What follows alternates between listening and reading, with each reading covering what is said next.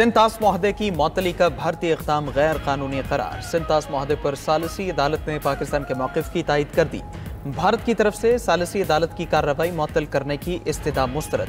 फैसले के मतन के मुताबिक मुआहदे की मुअत्तली के भारतीय इक़दाम से फैसला साजी की हैसियत बिल्कुल मुतासिर नहीं हुई।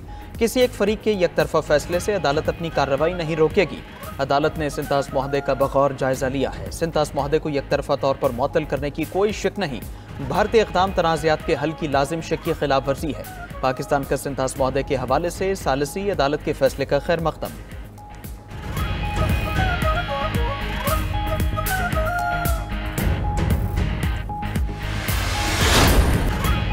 तहरीक इंसाफ मखसूस नशिस्तों से महरूम हो गई। सुप्रीम कोर्ट ने 7 की अक्सरियत से नजरसानी दरखास्तें मंजूर कर लीं। तहरीक इंसाफ को मखसूस नशिस्तें देने का फैसला कलअदम करार। इलेक्शन कमीशन को 80 अरकान की दरखास्तें दोबारा सुनने की हिदायत। सुप्रीम कोर्ट ने मखसूस नशिस्तों के केस का महफूज फैसला सुना दिया। मखसूस नशिस्तें मुस्लिम लीग नून, पीपल्स पार्टी और दीगर जमातों को मिलेंगी। अदालत ने पेशावर हाई कोर्ट का फैसला बहाल कर दिया। पेशावर हाई कोर्ट ने फैसला दिया था कि सुन्नी इत्तेहाद काउंसिल मखसूस नशिस्तों की अहल नहीं। जस्टिस मंदोखेल ने 39 नशिस्तों की हद तक अपना फैसला बरकरार रखा। जस्टिस मोहम्मद अली मजहर और जस्टिस हसन अजहर रिजवी ने मशरूत नजरसानी दरखास्तें मंजूर की। आईनी बेंच के सरबराह जस्टिस अमीनुद्दीन खान ने कहा कि तफसीली फैसला बाद में जारी किया जाएगा। फैसला सुनाने वाले अक्सरियती जजेस में जस्टिस अमीनुद्दीन शामिल, justice Musarrat Hilali, justice Naeem Akhtar Afghan, justice Shahid का नाम शामिल, justice Hashim Kakar, justice Aamir Farooq, justice Ali Baqar Naqvi भी शामिल। इब्तिदा में 13 रुकनी आईनी बेंच तश्कील दिया गया था। जस्टिस आयशा मलिक और जस्टिस अकील अब्बासी 6 मई को दरखास्तें मुस्तरद करके आईनी बेंच से अलग हुए। दौरान समाअत जस्टिस सलाहुद्दीन पवर ने भी केस सुनने से माजरत की।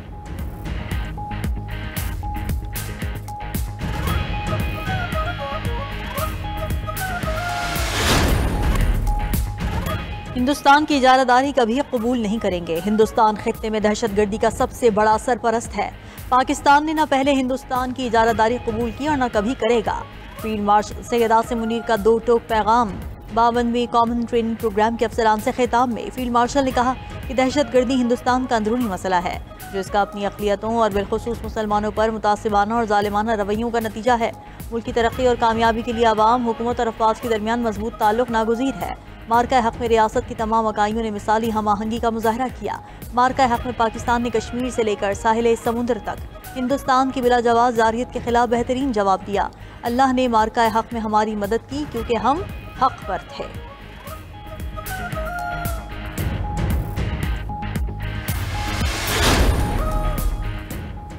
कराची में एक बार फिर बादल बरसने को तैयार। शहर कायद और हैदराबाद के कई इलाकों में बारिशी पानी की निकासी न हो सकी। मलीर, सफूरा, मॉडल कॉलोनी और सादी टाउन में बादल बरसे। डिफेंस स्कीम 33 और नॉर्थ नाजमाबाद में तेज बारिश हुई।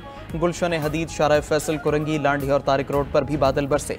रात भर बारिश से निशेबी इलाके ज़ेर-ए-आब। कई इलाकों से बिजली गायब रही। साइट एरिया में करंट लगने से एक शख्स जाँ बहक हो गया। लियारी बकरा पेड़ी पुल के करीब दीवार गिरने से भी एक शख्स जाँ बहक हो गया। बदीन में घर से राशन लेने जाने वाला नौजवान करंट लगने से जाँ बहक हुआ। सजावल में रात भर बारिश और तूफ़ानी हवाओं से ज़िला भर में तबाही। मीरपुर बठोरों के करीब 6 साल बच्ची नहर में डूबकर जाँ बहक। 10 से ज़ायद कच्चे मकान गिर गए। 30 मकानों को जुज़वी नुकसान पहुँचा। मीरपुर खास टंडोला यार बदीन में भी वक्फे वक्फे से बारिश। निशेबी इलाके ज़ेर-ए-आब। बिजली भी मुअत्तल। मकामी रिहायशी मुश्किलात का शिकार।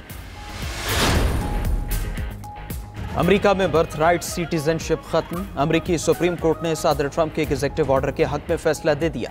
अमेरिकी सदर का पैदाइशी शहरियत को महदूद करने का हुक्म कानूनी करार। अमेरिकी सुप्रीम कोर्ट के फैसले से वफाकी अदालतों के फैसले कालदम हो गए।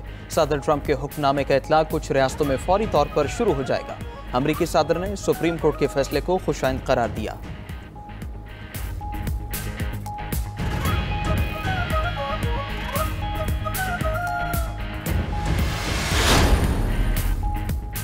अगर ईरान के पास यूरेनियम अफजोदगी की सतह तक मौजूद है तो दोबारा बमबारी करेंगे। फर्दो न्यूक्लियर साइट में ट्रक कंक्रीट डाल रहे हैं। IAEA या अमेरिका को मुआयना करना चाहिए। अमेरिकी सदर ट्रंप का कहना है कि ईरान बातचीत करना चाहता है क्योंकि इनकी 3 अहम और हसास न्यूक्लियर साइट्स तबाह कर दी गई हैं। ईरान की एटमी सलाहियत को शदीद नुकसान पहुँचा है। ईरान और इजराइल दोनों तनाज़े से थक चुके हैं। ट्रंप ने मजीद कहा कि पाकिस्तान और भारत दोनों के पास बेहतरीन क़यादत है। सदर ट्रंप का कनाडा के साथ तिजारत से मुताल्लिक़ बातचीत ख़त्म करने का ऐलान। कहा कि कनाडा ने हमारे किसानों पर 400% टैक्स लगा रखा है। अगले 7 दिन में कनाडा पर आए टैरिफ बारे बताऊंगा।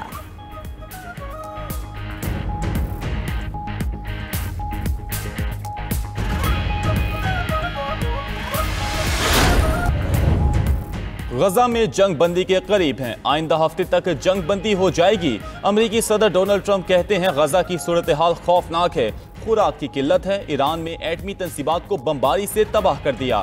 अब उनके पास कोई जौहरी हथियार बाकी नहीं। ईरान ने अगर यूरेनियम अफजोदगी की रेड लाइन अबूर की तो दोबारा हमला करेंगे। ईरान के सुप्रीम लीडर आयतुल्लाह खामनाई के उस बयान पर जल्द रद्द अमल देंगे। सदर ट्रंप ने पाकिस्तान और भारत के दरमियान जंग बंदी का एक बार फिर क्रेडिट लिया। जंग बंदी पर पाक भारत क़यादत की तारीफ, कहा उन्हें पाकिस्तान और भारत का मामला हल करने पर बहुत खुशी है। दोनों ममालिक के पास आला सतह के एटमी हथियार हैं। हमने पाकिस्तान और भारत का मामला तिजारत के जरिए हल किया है।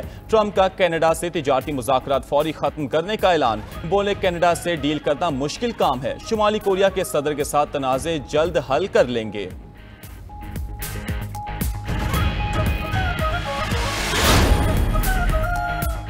सिंतास मुआहदे की मुअत्तली का भारतीय इक़दाम गैर कानूनी करार। सिंतास मुआहदे पर सालसी अदालत ने पाकिस्तान के मौक़िफ़ की तायद कर दी।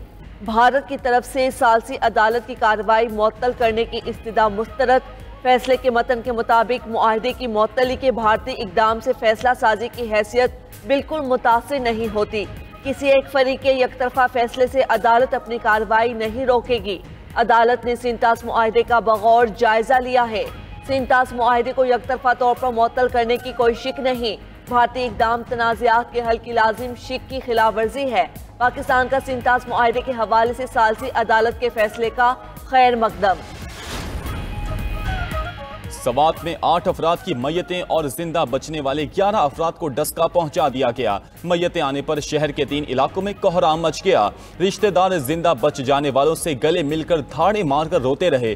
3 मैयतें डस्का कला, 3 मोहल्ला ललकलारियां और 2 मोहम्मदपुरा पहुंचा दी गईं। मुतासरा खानदान के सरबराह राना अहमद अली का कहना है कि सियालकोट की तहसील डस्का से सैरो तफरी के लिए सवात आए। हम नाश्ता कर रहे थे। नाश्ता करते हुए कुछ बच्चे और बड़े तस्वीरें लेने चले गए। इस दौरान अचानक पानी आ गया और हमारी फैमिली मेंबर फंस गए। मकामी लोगों ने बड़ी कोशिश की लेकिन पानी का बहाव बहुत तेज था। रेस्क्यू 1112 को कॉल की लेकिन वो 1 घंटे बाद आए। रेस्क्यू वालों ने कहा कि वो कोई इंतजाम करते हैं और चले गए। जब वो वापस आए तो तमाम अफराद सैलाब की नजर हो चुके थे। हमारी फैमिली के कुल 10 लोग थे जिनमें से 4 बच गए।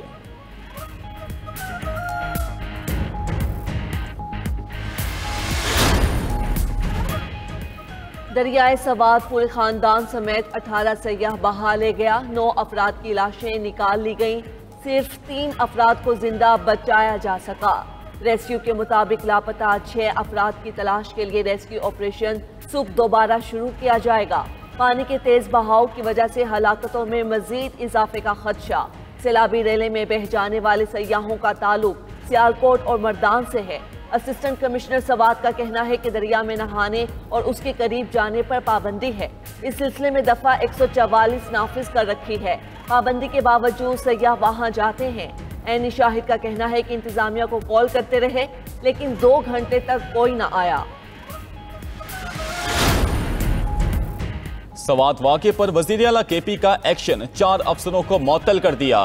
खैबर पख्तूनख्वा में दरियाओं में तफरीही सरगर्मियों पर पाबंदी आयद। दरियाए सवात के आसपास तमाम होटल्स, रेस्टोरेंट्स और दीगर तिजारती सरगर्मियाँ बंद। वाक़े के जिम्मेदारों के तयन के लिए इंक्वायरी कमेटी तश्कील। वज़ीर आला अल-यमीन गंडापुर ने जाँ बहक अफराद के लिए मुआवज़ों का ऐलान कर दिया। सूबाई हुकूमत की इब्तदाई रिपोर्ट के मुताबिक बारिशों और गर्मी की वजह से ग्लेशियर्स पिघलने से दरिया में सैलाबी रेला आया। इमाम ढेरई के मकाम पर 22 अफराद सैलाबी रहले में फंस गए थे जिन्हें रेस्क्यू टीमों ने बाहिफाजत रेस्क्यू कर लिया। गालीगई के इलाके में 7 अफराद फंस गए थे जिनमें से 1 जाँ बहक हो गया, दीगर को बचा लिया गया। मानियार पंचीग्राम और बड़ा बामा खैला मटा में सैलाबी रेले में फंसे 30 के करीब अफराद को रेस्क्यू किया गया। दूसरी जानिब दरिया सवात में डूबने वाले मर्दान के रिहायशी 2 अफराद को नमाज जनाजा के बाद सुपुर्द खा कर दिया गया। जहां बहक अफराद में फरमान और बची इशाल की नमाज जनाजा नवा कली रुस्तम में अदा की गई।